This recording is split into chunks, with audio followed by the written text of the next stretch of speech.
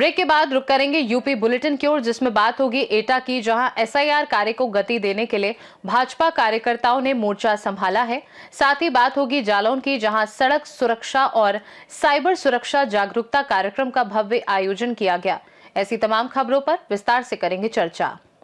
आगरा से खबर है, जहां जिलाधिकारी अरविंद मलप्पा बंगारी ने मंगलवार को एसआईआर अभियान के तहत विधानसभावार बूथों पर तैनात बीएलओ की कार्य प्रगति की समीक्षा की, जिसमें नगर आयुक्त अंकित खंडेलवाल सहित अधिकारी मौजूद रहे।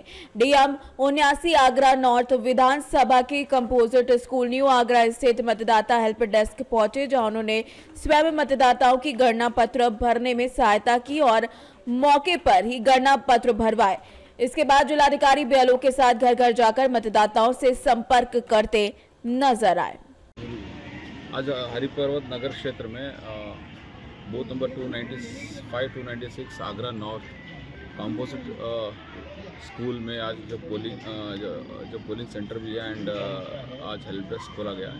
उसके अतिरिक्त तो इस एरिया में दोनों बीएलओ से मिले थे। मिलने के बाद कुछ बीएलओ द्वारा अवगत कराया गया कि जो फॉर्म डिस्ट्रीब्यूट किया गया उसको अभी कुछ लोग 4/12 का वेट कर रहे हैं, 4 दिसंबर 2025 का वेट कर रहे हैं। अभी वो टाल रहे हैं देने से। तो सभी से मेरा अपील है, इसके संबंध में घर भी गया था, 2 घर गया था। 2 घर में जाने के बाद दोनों घर का मैंने रिक्वेस्ट भी किया कि अब तत्काल भर के दे दे, 4/12 वेट ना करें, क्योंकि बीएलओस को डिस्चार्ज करने में भी समय लगता है। तो इस माध्यम से जैसे ये भी इनसे भी मिला था, मैंने इनसे भी रिक्वेस्ट किया कि उन्होंने दिया नहीं था। तो उन्होंने जब रिक्वेस्ट करने के बाद देन उन्होंने तत्काल भर के आके अभी उन्होंने जमा कर दिया है। और लिखने में 2 या 3 मिनट लगता है या तो 5 मिनट लगती है। आप सभी जनपद वासियों से मेरा अनुरोध है, specially city areas and rural areas में आपके पास बीएलओ आ रहा है, हेल्प डेस्क खुला हुआ है, पोलिंग सेंटर पे है। आप कृपया जो आपको दिया गया है आप उसको भर के, आपको कोई भरने में कोई दिक्कत है तो हेल्प डेस्क खोला के उधर आके बीएलओ के आके आ जाए। तो आपको जो नीचे जो उनका जो 2003 में उनका या खुद का नाम या उनका पिता या इनका माता पिताओं का नाम है तो भरने में। आगरा से सी न्यूज संवाददाता अनुज उपाध्याय की रिपोर्ट। एटा से खबर है, जो निर्वाचन आयोग के निर्देश पर चल रहे विशेष प्रगाढ़ पुनरीक्षण कार्य को प्रगति देने के लिए भाजपा ने अपने कार्यकर्ताओं को BLA-2 के रूप में नियुक्त किया है, ताकि वो बीएलओ के साथ मिलकर मतदाता सूची के पुनरीक्षण में सहयोग कर सके। इसी क्रम में भाजपा नेत्री नीलम प्रजापति ने बूथ संख्या 194 शेरगंज पर तैनात बीएलओ अशोक कुमार और सभासद हरिशंकर के साथ मिलकर घर घर पहुंचकर एसआईआर फॉर्म भरवाने का काम किया।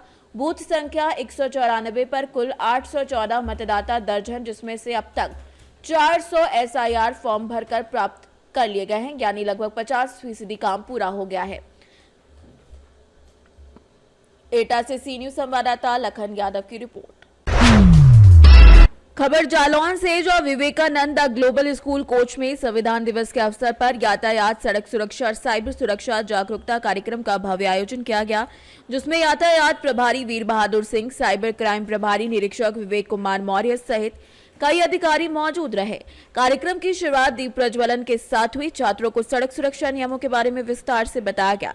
साइबर सुरक्षा सत्र में ओटीपी फ्रॉड, बैंक धोखाधड़ी, फेक लिंक जैसे अपराधों से बचाव की जानकारी भी दी गई तथा किसी भी साइबर अपराध की स्थिति में 1930 पर तुरंत शिकायत करने पर जोर दिया गया। कार्यक्रम का संचालन जिया वर्मा और प्राची यागिक ने किया, जबकि विद्यालय प्रबंधन एवं स्टाफ ने पूरे आयोजन में अनुशासित सहभागिता निभाई।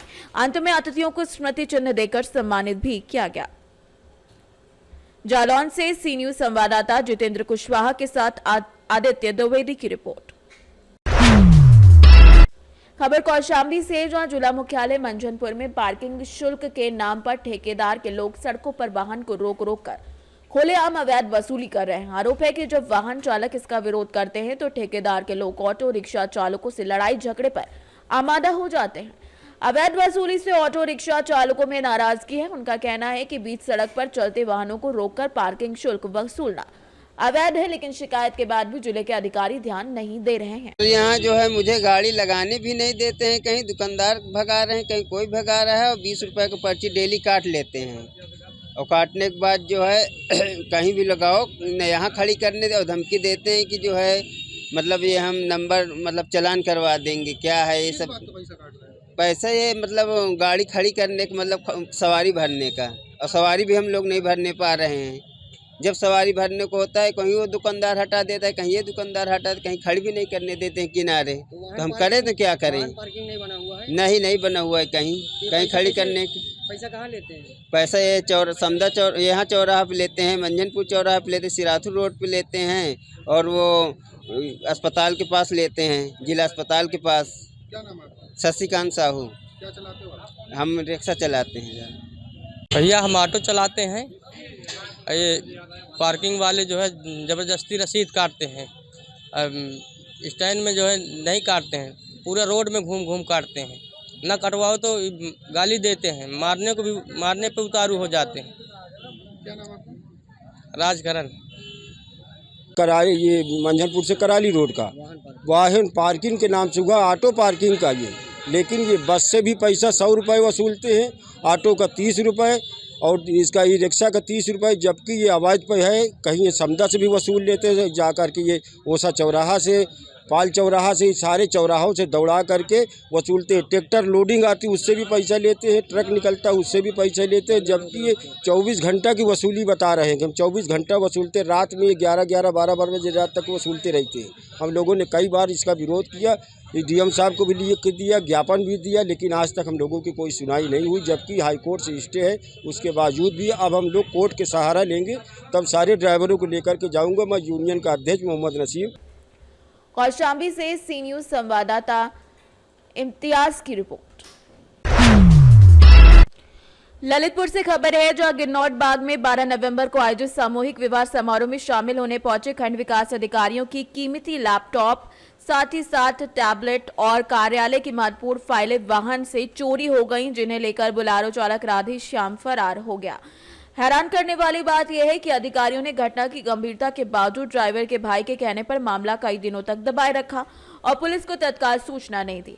वाहन मालिक राम कुमार की तारीफ के मुताबिक राधेश्याम अचानक गाड़ी की चाबी लेकर ये कहकर चला गया कि वो वापस आ जाएगा, लेकिन कीमती सामान लेकर फरार हो गया।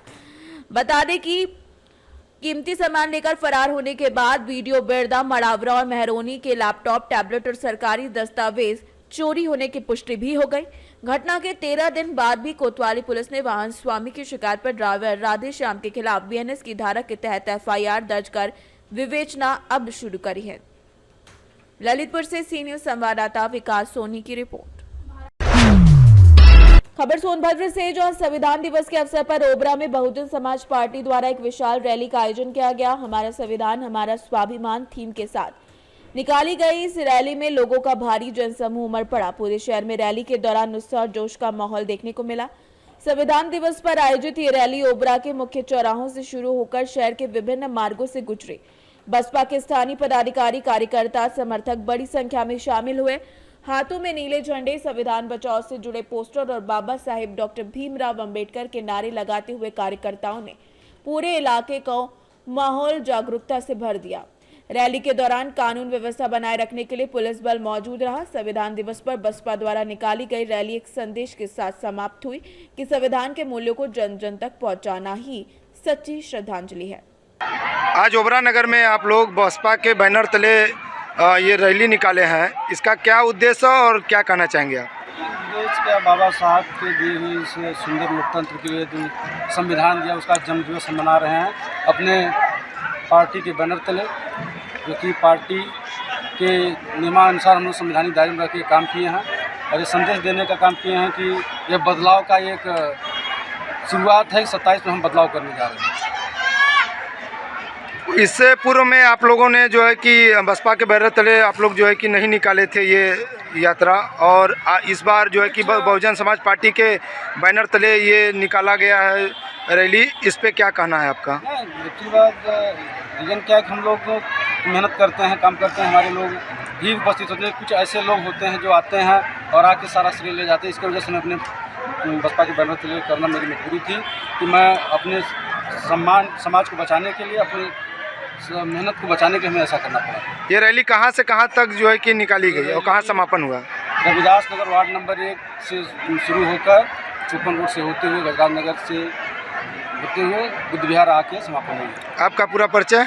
मेरा नाम चंद्रकांत राणा, मैं ओबरा नगर का महासचिव हूँ बहुजन समाज पार्टी से। सबसे पहले आपका परिचय जानना चाहेंगे। मेरा नाम संजय कनौजिया है, मैं इस जिले का जिला महासचिव हूँ, सभासद वार्ड नंबर 4 ओबरा नगर पंचायत। आज आप लोगों ने ये रैली निकाली है, इस पे क्या कुछ कहना है आपका?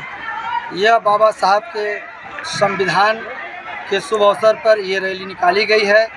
ये रैली वार्ड 1 से निकाली गई है, बिल्ली पोखरा से, आपके ओबरा भारतीय बौद्ध महासभा के प्रांगण से। कुछ लोग बाबा साहब के प्रचिन्हों पे चलना चाहते हैं और कुछ लोग बाबा साहब को नहीं मानते हैं, कुछ विरोधी नारे भी लगते हैं, इस पे क्या कुछ कहना है आपका? देखिए, जो विरोधी हैं उनसे मैं ये कहना चाहता हूँ, यह जो देश है वो संविधान से चलता है और यह देश हर वक्त संविधान से ही चलेगा।